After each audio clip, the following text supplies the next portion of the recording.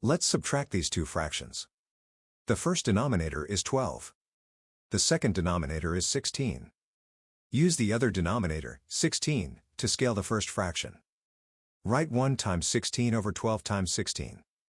That gives the equal fraction 16 over 192.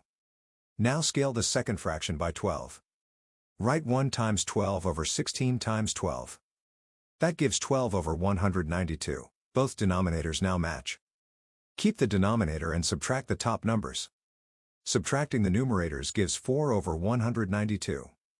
The numerator and denominator share a factor of 4. Divide both by 4. Dividing top and bottom by the same number keeps the fraction's value unchanged.